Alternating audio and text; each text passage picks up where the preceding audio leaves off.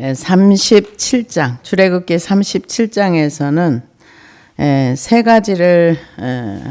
네 가지를 만듭니다. 언약궤, 상, 등잔대, 제단, 이렇게 네 가지를 만드는데요. 출애굽기 25장에서는 이렇게 만들어라 이렇게 얘기를 했고요. 37장에서는 이것을 그대로 실물로 부사렐이라는 사람이 이제 지도하에서 이렇게 만들어지는 것을 볼 수가 있습니다. 25장은 설계도라고 한다면 37장은 설계도를 완성해서 만드는 것을 기록한 과정이라고 볼 수가 있습니다. 그래서 출애굽기 37장은 성막 내부에서 가장 거룩한 성물 언약궤, 속죄소 그 제작부터 시작이 됩니다. 그래서 언약궤는 조각목으로 만들어졌으며 순금으로 입혀졌고 네 모퉁이에 금고리 채를 달아서 이동할 때마다 쉽게 운반할 수 있도록 하나님께서 이렇게, 왜냐하면 천막이니까 그 안에 자주 이동을 해야 되니까 그렇게 궤를 만들고 사람들이 그 궤에 손을 대지 못하도록, 왜요? 손대면 안 되니까. 그래서 움직일 때에도 절대로 그 사람들이 그 궤에 채를 껴가지고 어깨에 메고 이렇게 움직일 수 있도록 이렇게 해놨습니다. 그래서 37장 1절에서 9절까지는 언약궤와 속죄소 제작을 얘기했고요. 10절에서 16절까지는 진설병상. 근데 주부에는 그냥 상 이렇게 나와 있습니다. 아니 이게 숫자가 너무 많으면 그러니까 그냥 상 이렇게 나왔는데 진설병을 올려놓는 상입니다. 그 다음에 이제 그 등잔대 그 17절부터 24절까지요. 그 등잔대를 제작을 이렇게 해라 그렇게 했고요. 그 다음에 25절 말씀부터 29절까지는 분향단과 향유를 준비하는 것을 이렇게 얘기를 했습니다. 그래서 궤라고 얘기했는데 그 궤짝입니다. 이렇게 긴 사각형 이제 궤짝인데요. 여기에 원래 그 지성소 안에는 이 법궤 요거 하나만 들어가 있는데요. 이 언약궤 안에는 십계명과 두 돌판과 만나를 담은 항아리 그리고 아론의 쌍난 지팡이가 들어있는데 아직은 아론의 쌍난 지팡이도 아론 그 만나도 안 들어가서 일단 궤를 제작하는 거예요. 제작하는데 하나님께서 이 속죄소가 어떤 용도로 쓰일 건지 이렇게 궤를 만들고 레위기서에 그거를 자세히 설명을 해놨어요. 설명을 해놨는데 여기서 보면은 여기 1절에 보니까 부사렐이 조각목으로 궤를 만들었으니 길이가 2규빗 반, 넓이가 1규빗 반, 높이가 1규빗 반. 그러니까는 치수도 정확하게 얘기해 준 대로 해야 되는 거예요. 그러니까는 나는 이 정도만 좋겠어. 너는 이 정도면 되겠어. 이렇게 해서 사람들이 의논해서 맞는 것이 아니라 하나님께서 이렇게 해. 그럼 그대로 하는 거예요. 그래서 순금으로 안팎을 싸고 위쪽 가장자리로 돌아가며 금태를 만들었으며 금고리 넷을 부어 만들어 내 발에 달았으니 이게 내 발이라 그래서 발이 이렇게 굴러가는 게 있는 게 아니고요. 궤를 이렇게 세워놓는 이게 지금 뭐랄까요?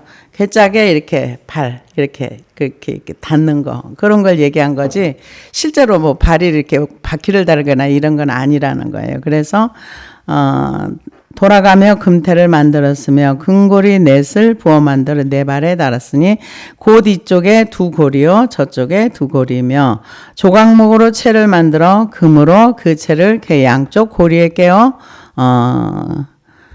매게 하였으며 궤를 매게 하였으며 순금으로 속죄소를 만들었으니 이 궤하고 속죄소가 뭐가 다른가? 궤는 그 법궤를 얘기하는 거고요. 여기서 그 속죄소는 뭐냐? 뚜껑을 속죄소라고 한 거예요. 그래서 법궤 하나에 그냥 법궤 이게 아니라 법궤 위에 있는 거를 시은자라고도 하고 속죄소라고 해요. 뚜껑.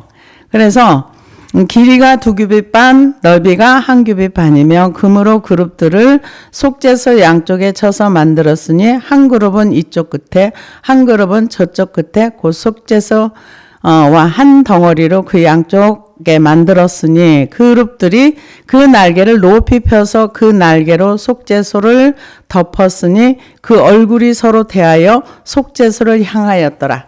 주보를 보세요. 주보를 보시면은 이게 법궤입니다. 이게 법궤고요.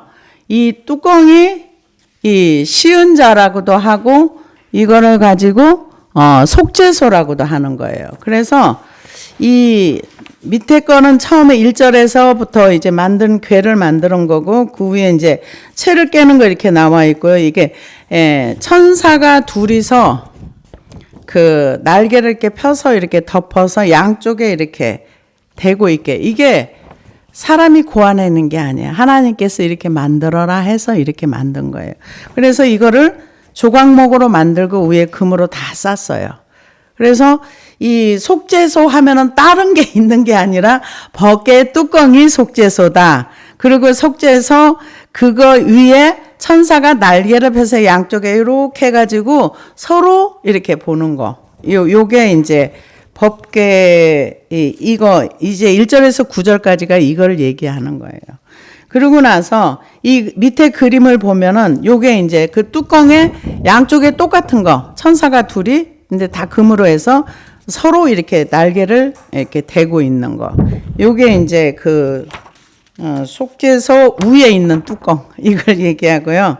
그 다음에 이제 그 상을 만드는 게 이게 상이 무슨 상이냐? 진설병으로 올려놓는 떡상입니다. 그러니까 이 떡상을 올려놓고 그 위에다가 이제 상을 만들어서 그 위에 일주일에 한 번씩 이거를 이렇게 하는데요. 그러면은 이 법궤를 만들었는데 이 법궤의 용도는 무엇인가? 레위기서에 설명을 하고 있습니다. 뭐냐면은 레위기 16장 1절에서 4절을 보니까 아론의 두 아들이 여호와 앞에 나아가다가 죽은 후에 여호와께서 모세에게 말씀하시니라. 여호와께서 모세에게 이르시되 내 형 아론에게 이르라. 성소에 휘장한 법궤소 위 속죄소 앞에 아무 때나 들어오지 말라. 그리하여 죽지 않도록 하라. 이는 내가 구름 가운데 속죄소 위에 나타남이니라.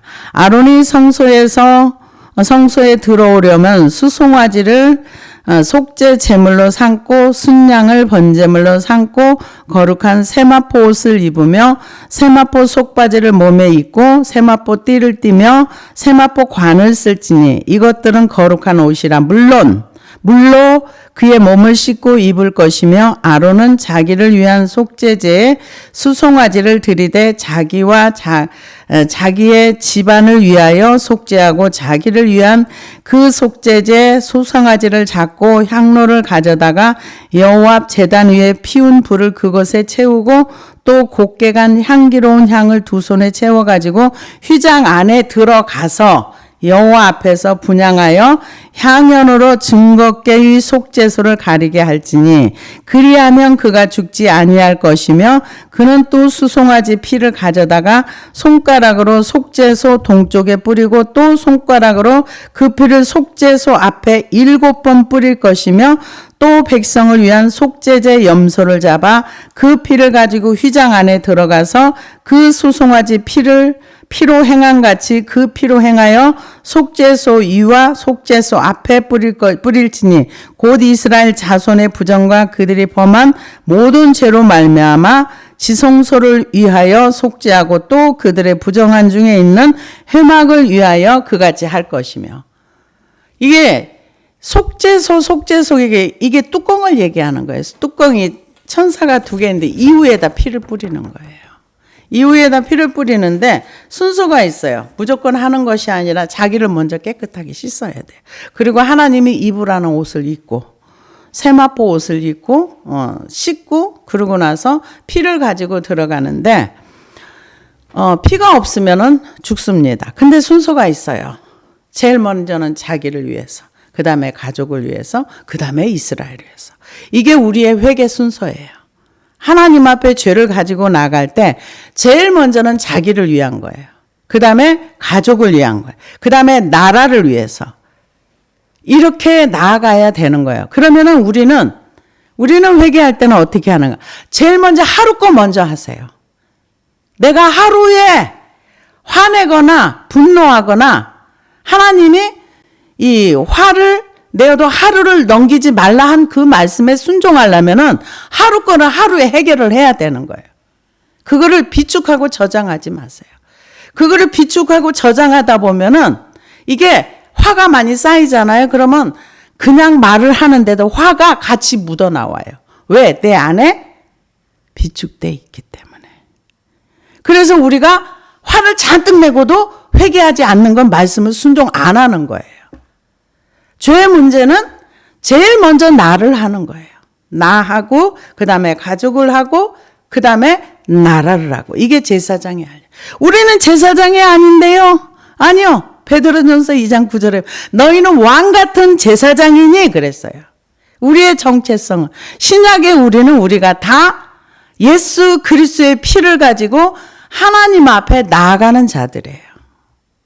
그래서 하나님 앞에 나아갈 때는 피가 없으면 안 돼요. 구약에서는 반드시 피를 가지고 들어가야 돼요. 그 신약의 우리는요. 우리는 예수 그리스도의 피를 가지고 그 피로 하나님과 우리와의 관계에 우리가 죽음을 면하지 않냐고 하나님과 소통하는데 예수님의 피로 우리는 소통을 하는 거예요. 그래서 예수님이 내가 길이요 진리요 생명이니 나로 말미암지 않고는 아버지께로 올 자가 없느니라. 좁은 길을 가는 것도 예수님을 통하여 그분이 가신 그 길을 따라가는 거예요. 사람들이 그 길을 몰라요. 모르다 보니까 그 길을 어떻게 가는지를 몰라. 어떻게 설명을 못하는 거예요. 근데 우리가 죄의 문제를 예수님께서 설명하셨고 너희 아비는 마귀니 너희가 마귀로부터 이런 것들을 얘기를 하시면서 진리를 알지니 진리가 너희를 자유케 해. 죄로부터 우리가 자유케 되는 거는 오직 예수 그리스도밖에 없는 거예요. 근데 그걸 모르는 거예요. 왜? 2000년 전에 내 죄가 다 내가 태어나지도 않는데 어떻게 태어나지 않은 그 사람이 죄가 다 죽습니까? 예수님이 죄값을 다 지불한 거 맞아요. 그러나 내가 죄를 인정하고 그분 앞에 나가야 되는 거예요. 속죄소에 1년에 한 번씩 이때는 일반인들은 나가지도 못했어요. 누가 들어갔어요? 아론만 들어갔어요. 대제사장만. 그래서 백성을 대신해서 들어갈 때 먼저는 자기를 위하고 가족을 위하고 이스라엘을 위해서. 그래서 법궤를 만들었고. 그래 법궤 위에 있는 게 시은소, 속죄제, 속죄소 이렇게 표현을 했습니다. 그 다음에는 이제 9절까지는 그렇게 됐고요. 10절부터는 이제 여기 나오는 떡상, 이 떡상을 만드는 거예요. 떡상을 만드는데 10절에 그가 또 조각목으로 상을 만들었으니 길이가 2규빗 반, 2규빗, 넓이가 1규빗, 높이가 1규빗 반이며 순금으로 싸고 위쪽 가장자리로 돌아가며 금테를 둘렀으며 그 주위에 손바닥 넓이만한 턱을 만들고 그 턱 주위에 금으로 테를 만들었고 상을 위하여 금고리 넷을 부어 만들었으니 네 발이 네 모퉁이에 달았으니 그 고리가 턱 곁에 있어 상을 매는 채를 꿰게 하였으며 또 조각목으로 상멜 채를 만들어 금으로 쌌으며 상 위에 기구 곧 대접과 숟가락과 잔과 따르는 병을 순금으로 만들었더라. 여기 나와 있는 거 이게 이제 떡상입니다. 떡상인데 여기 이제 이런 건 다 순금으로 만들었고 나머지는 조각목으로 만들고 그 위에 이제 저기로 덮었어요. 뭘로 덮었는? 금으로 다 덮었습니다. 금으로 다 덮어서 이 떡상을 만들어서 사실은 이스라엘 백성들이 이 떡상에 있는 떡을 못 먹어요. 누가 먹습니까? 제사장만 먹어요. 제사장만 그 떡을 일주일에 한 번씩 가서 교체해주고 이거를 신약에 와서는 뭘로 상징하는가? 예수 그리스도의 말씀을 상징해요. 그래서 예수님이 직접 하신 말씀을 들어보시겠습니다. 요한복음 6장 32절에 보니까 예수께서 이르시되 내가 진실로 진실로 너희에게 이르노니 모세가 너희에게 하늘로부터 떡을 준 것이 아니라 내 아버지께서 너희에게 하늘로부터 참떡을 주시나니 하나님의 떡은 하늘에서 내려 세상에 생명을 주는 것이니라. 그들이 이르되 주여 이 떡을 항상 우리에게 주소서. 예수께서 이르시되 나는 생명의 떡이니 내게 오는 자는 결코 줄이지 아니할 터요 나를 믿는 자는 영원히 목마르지 아니하리라. 그러나 내가 너희에게 이르기를 너희는 나를 보고도 믿지 아니하는도다 하였느니라. 아버지께서 내게 주시는 자는 다 내게로 올 것이요 내게 오는 자는 내가 결코 내쫓지 아니하리라. 내가 하늘에서 내려온 것은 내 뜻을 행하려 함이 아니요 나를 보내신 이의 뜻을 행하려 함이니라. 나를 보내신 이의 뜻은 내게 주신 자 중에 내가 하나도 잃어버리지 아니하고 마지막 날에 다시 살리는 이것이니라. 내 아버지의 뜻은 아들을 보고 믿는 자마다 영생을 얻는 이것이니 마지막 날에 내가 이를 다시 살리리라 하시리라. 주님이 직접 하신 말씀입니다. 주님이 생명의 떡이다. 이게 예수 그리스도께서 주신 말씀을 받아들이는 거예요. 근데 안 받아들이는 사람 많아요. 교회 안에 앉아 있다 그래서 이 말씀을 받아들이지 않는 사람도 굉장히 많습니다. 그래서 예수님이 요한복음 1장 12절에 보면 영접하는 자, 받아들이는 자, 그 이름을 믿는 자에게는 하나님의 자녀가 되는 권세를 주셨습니다. 예수 그리스도의 말씀을 받아들이는 거, 이거 생명의 참떡을 먹는 것입니다. 구약에서는 이게 성막을 통해서 예수 그리스도가 장차 와서 어떻게 우리를 살리고 생명의 길을 이끌어 갈 것인가를 성막을 통해서 모형을 통해서 알려주시고 보여주신 거예요. 그래서 이 떡을, 그래서 마귀가 와서 뭐라 그랬어요? 예수님한테 광야에 시험할 때, 야, 너 배고프지? 이거 돌로 떡 만들어 먹어. 예수님은 돌로 떡 안 만들어 먹어도 충분히 할 수 있는 분인데 그렇게 얘기를 하잖아요. 그러니까 사람이 떡으로만 살 것이 아니요 하나님의 입으로 나오는 말씀으로 살 것이니라. 말씀을 받아들이는 거예요. 받아들이는 거. 근데 아무리 반찬이 식탁에 풍성하게 있어도 그냥 안 먹으면 나하고 아무 상관이 없어. 오늘 보니까 청소년 우리 성도들은 이 나물이 별로 그렇게 입에 땡기질 않아. 그러니까 있어도 안 먹는 거예요. 그것처럼 우리가 아무리 하나님의 말씀의 식탁이 풍성해도 그냥 내가 통과 이거는 나하고 안 맞아 하면은 내가 안 먹는 거예요. 안 받아들이는 거예요. 예수님이 직접 하나님의 아들로서 이 땅에 오셔서 나를 믿는 자는 생명이 있고 영생이 있고 아무리 말을 해도 안 받아들이는 거예요. 예수님이 없으면 어떻게 되는 거예요? 바리새인, 종교인 되는 거예요. 교회 안에도 종교인이 되는 거예요. 종교인들은 천국에 못 가요. 왜? 예수님이 못 간다고 말씀을 하셨어요. 아무리 똑같이 행동을 하고 말씀을 지키고 어쩌고 그 안에 생명이 없기 때문에 흉내만 내는 거지 실제로 예수님을 받아들이질 않기 때문에 안 되는 겁니다. 그래서 이 떡상은 예수님의 말씀, 사람이 떡으로만 살 것이 아니요 기록된 하나님의 말씀으로 산다. 예수님이 직접 하신 말씀입니다. 그러고 나서 이제 다음에 이제 등잔대를 만듭니다. 등잔대를 만드는데 17절부터 24절 말씀까지입니다. 그가 또 순금으로 등잔대를 만들되 그것을 쳐서 만들었으니 그 밑판과 줄기와 장과 꽃받침과 꽃이 그것과 한 덩어리가 되었고 가지 6이 그 곁에서 나왔으니 곧 등잔대의 3가지는 저쪽으로 나왔고 등잔대의 3가지는 이쪽으로 나왔으며 이쪽 가지에 살구꽃 형상의 잔 색과 꽃받침과 꽃이 있고 저쪽까지에 살구꽃 형상의 잔색과 꽃받침과 꽃이 있어 등잔대에서 나온 가지 6이 그러하며 등잔대 줄기에는 살구꽃 형상의 잔넷과 꽃받침과 꽃이 있고 등잔대에 나온 가지 6을 위하여는 꽃받침이 있게 하였으되 두 가지는 아래에 한 꽃받침이 있어 줄기와 연결하였고 또 두 가지 아래에 한 꽃받침이 있어 줄기와 연결하였고 또 다시 두 가지 아래에 한 꽃받침이 있어 줄기와 연결하게 하였으며 이 꽃받침과 가지들은 줄기와 연결하여 전부를 순금으로 쳐서 만들었으며 등잔 7과 그 불집게와 불똥 그릇을 순금으로 만들었으니 등잔대와 그 모든 기구는 순금 1달란트로 만들었더라. 이렇게 나와 있는데요. 이 등잔대는 안에 나무가 안 들어갔어요.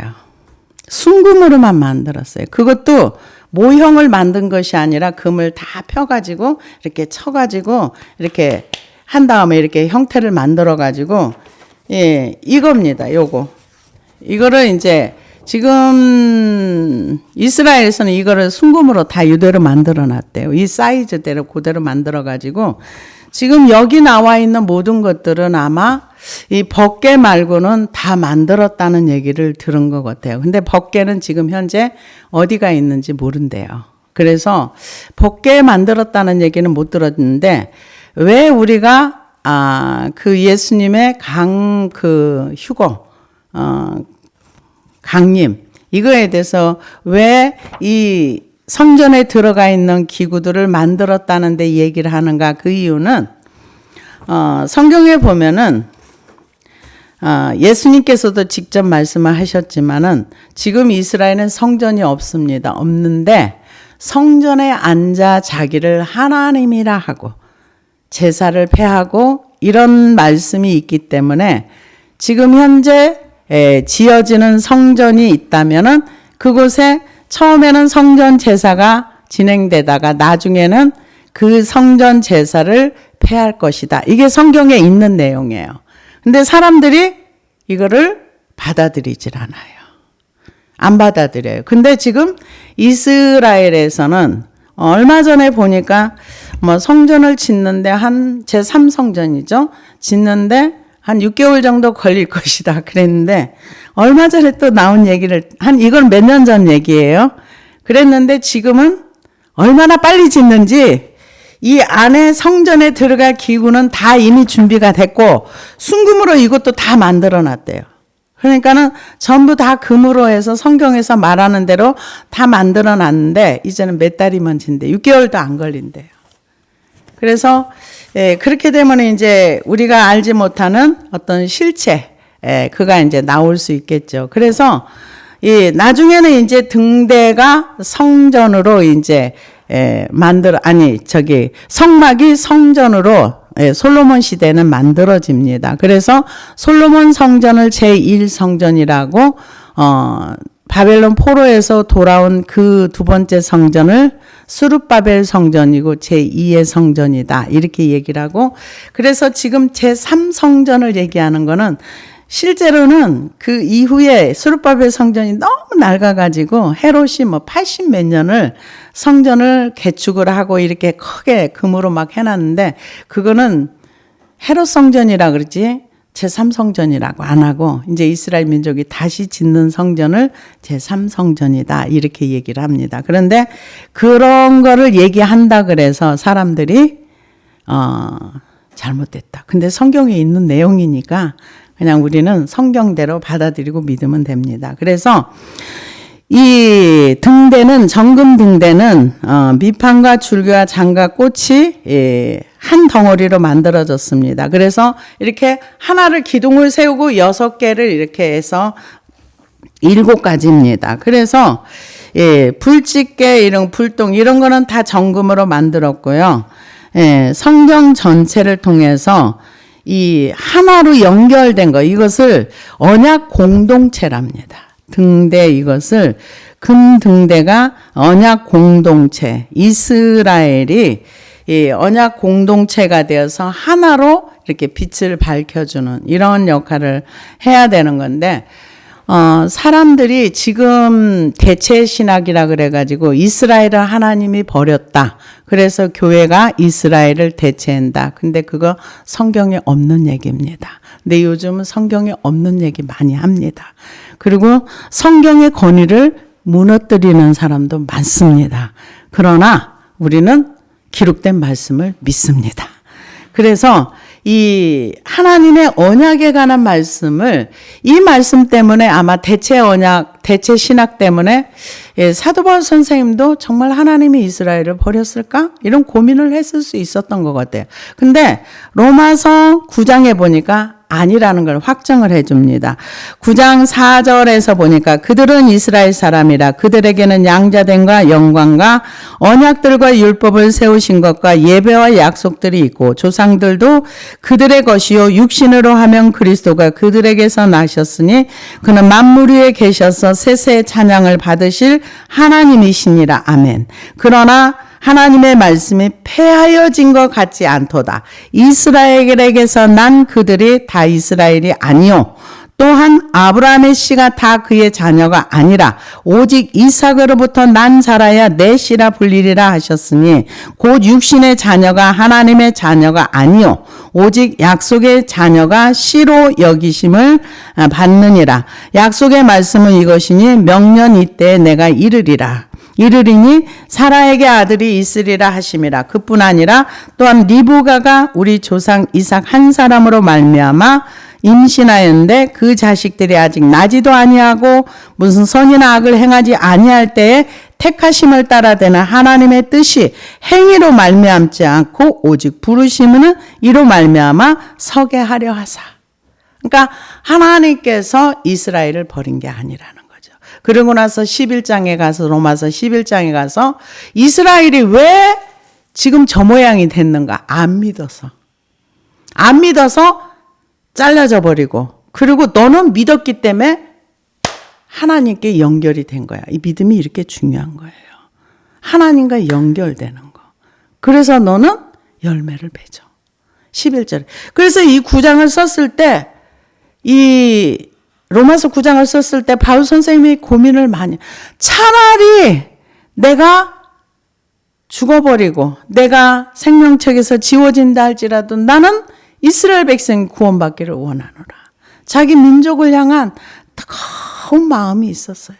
그러고 나서 기록된 게 지금 아니야. 하나님의 약속이 폐하여지지 않았어. 그런데 대체 신학으로 가면 약속이 폐하여진 거예요.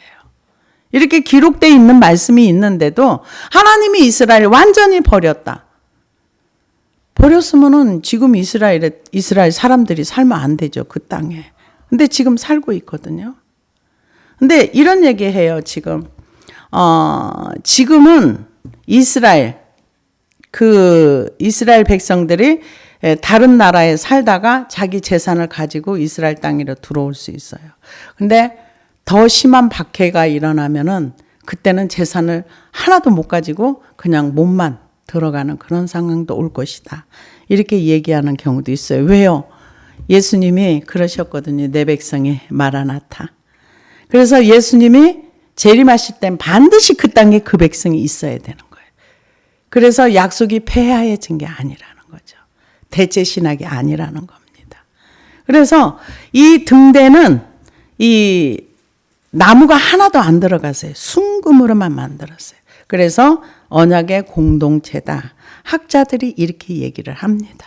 그래서 디도서 2장 11절에 보니까 모든 사람에게 구원을 주시는 하나님의 은혜가 나타나 우리를 양육하시되 경건하지 않은 것과 이 세상 정욕을 다 버리고 신중함과 의로움과 경건함으로 이 세상에 살고 복스러운 소망과 우리의 크신 하나님 구주 예수 그리스도의 영광이 나타나심을 기다리게 하셨으니 그가 우리를 대신하여 자신을 주심은 모든 불법에서 우리를 속량하시고 우리를 깨끗하게 하사 선한 일을 열심히 하는 자기 백성이 되게 하려 하심이라. 그러니까 이 로마서 9장의 이스라엘 백성을 버린 게 아니다. 이렇게 얘기하고 그러면 이방인들은 뭐야? 우리를 속량하사 우리를 자기 백성이 되게 하시려고 우리를 불렀다는 거예요. 그러니까 하나님이 차별하지 않는다. 그렇게 설명을 하고 있습니다.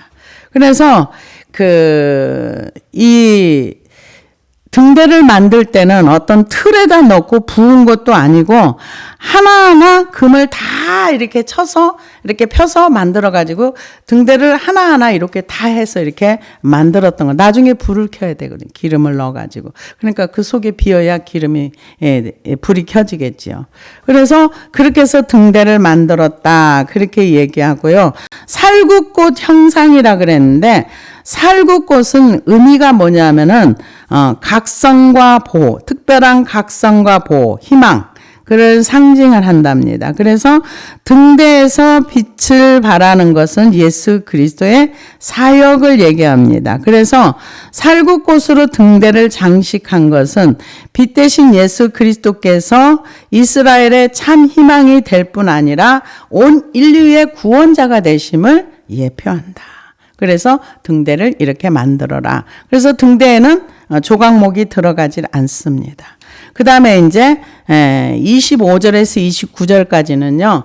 분향단과 간유 및 향 제작을 얘기합니다. 그래서 25절에 보니까 그가 또 조각목으로 분향할 제단을 만들었으니 길이는 한 규빗이요 넓이도 한 규빗이라 네모가 반듯하고 높이는 2규빗이며 그 뿔들이 제단과 연결되었으며 제단 상면과 전후 좌우면과 그 뿔을 순금으로 싸고 주위에 금태를 둘렀고 그 금태 아래 양쪽에서 금고리 둘을 만들었으니 곧 그 양쪽에 만들어 제단을 매는 채를 깨게 하였으며 조각목으로 그 채를 만들어 금으로 쌌으며 거룩한 관유와 향품으로 정결한 향을 만들었을 때 향을 만드는 법대로 하였더라. 이렇게 얘기하는데요.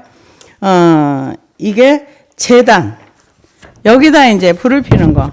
이 제단도 이 37장에서 만들었습니다. 여기에다가 이제 불을 피워서 이제 조각목을 안에다가 하고 위에다가 이제 그거를 쌌던 것을 볼 수가 있습니다. 예, 그래서 이것을 이제 만들어 가지고 했는데요. 분향단은 뭐냐면은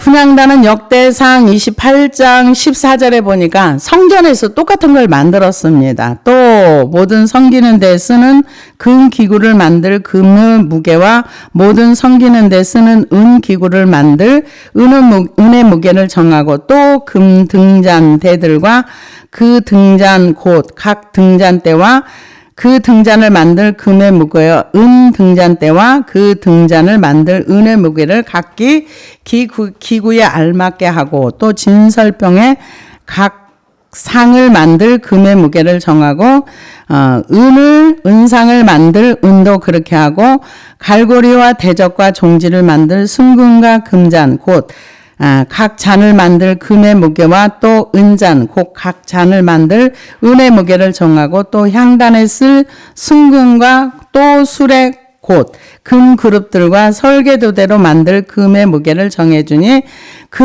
이 그룹들은 날개를 펴서 여호와의 언약궤를 덮는 것이더라. 다윗이 이르되 여호와의 손이 내게 임하여 이 모든 일의 설계를 그려 나에게 알려주셨느니라. 다윗도 대단하신 분이에요. 하나님께서 모세에게 이렇게 해라 했지만은 이렇게 또 다윗에게도 이거를 이렇게 만들고 뭐를 어떻게 하라고 하나님께서 이 성막을 만들 때도 직접 지시를 해서 만들었지만 성전에 들어갈 이 모든 기구들도 하나님이 다 알려주신 거예요. 이건 뭐냐? 우리는 하나님 나라를 위해서 고민할 일이 없다는 거예요. 뭔 얘기냐? 그냥 시키는 대로 하면 돼요. 그래서 시키는 대로 하는 것을 잘 받으려면은 뭐를 해야 되는가? 그냥 내 생각을 비우고 그분이 말씀하시는 거 따라가면 됩니다. 그러면은 여기서 이제 거룩한 향을 이제 피우는 그 제단을 만드는데 여기에서 향은 이 제단은 뭘 얘기하는가? 이거는 기도를 얘기하는 거예요. 우리의 기도가 하나님 앞에 올라가는 거. 성도의 온전한 헌신과 기도를 예표한다. 그러니까 주의 이름으로 헌신하는 것들도 다 하나님 앞에 올라가는 것입니다. 그래서 관유와 성물과 성막 봉사에서 각각 발라 거룩한 존재로 구별하는 역할을 하는 것으로 성령으로 새롭게 거룩하게 하는 것을 얘기합니다. 그래서 이 그리스도의 교회에서 헌신하는 거 하나님이 다 알고 계신다. 받으신다. 향이 되어 올라간다. 그래서 정결한 향을 만드는 데는 거룩한 관유와 향품이 필요했습니다. 그래서 향을 만드는 데 하나님의 법대로 만들었음을 강조하고요. 기름을 붓거나 바르는 일은 거룩한 사명이나 직분과 관계가 있고요. 또한 병을 치료할 때도 이 향이 기름이 필요했습니다. 그래서 원래 향은 제물을 드릴 때 하나님께서 흠향하시는 냄새를 뜻합니다. 그래서 향은 거룩한 관유와 향품으로 정결하게 만들어져야 하고 하나님 앞에 올리는 향은 성도의 기도를 뜻합니다. 그래서 그 계시록 5장 8절에 보니까 그 두루마리를 취하심에 내 생물과 24 장로들이 어린 양 앞에 엎드려 각각 검은고와 향이 가득한 금대접을 가졌으니 이 향은 성도의 기도들이라.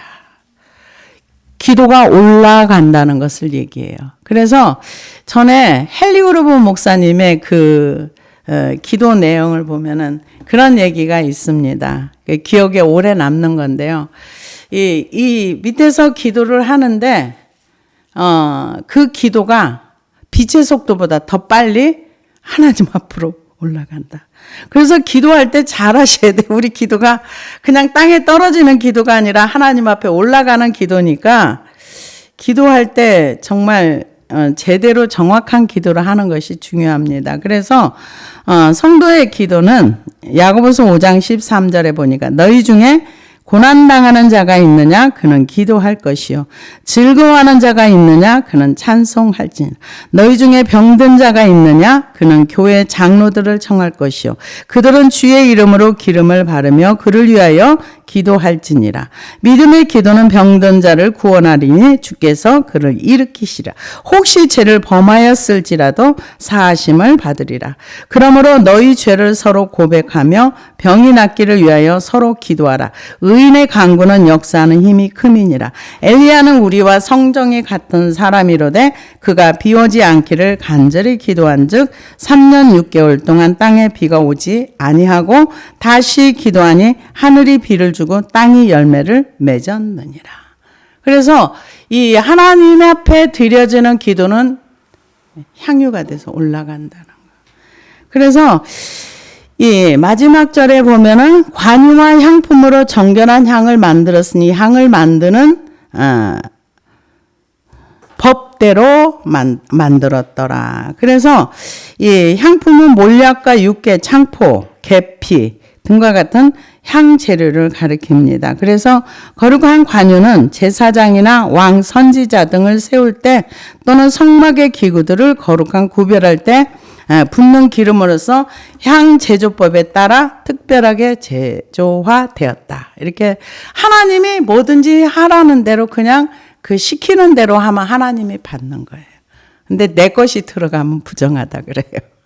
그래서 우리 하나님께서 이 만들으라고 한 대로 그대로. 근데 여러분 이거를 한번 생각해 보세요. 뭐냐면 하나님의 세계는 억지가 없다는 거. 그리고 하나님은 내가 헌신하려고 하는데 안 받지 않는다는 거. 하나님은 자원하는 심령을 받으시고요. 우리가 똑똑하냐 똑똑하지 않냐 잘하냐 잘못하냐 이거보다는 우리의 마음의 중심을 받으세요. 그래서 사람들은 사람을 상대평가를 많이 해요. 근데 하나님은 우리를 절대로 상대평가하지 않습니다.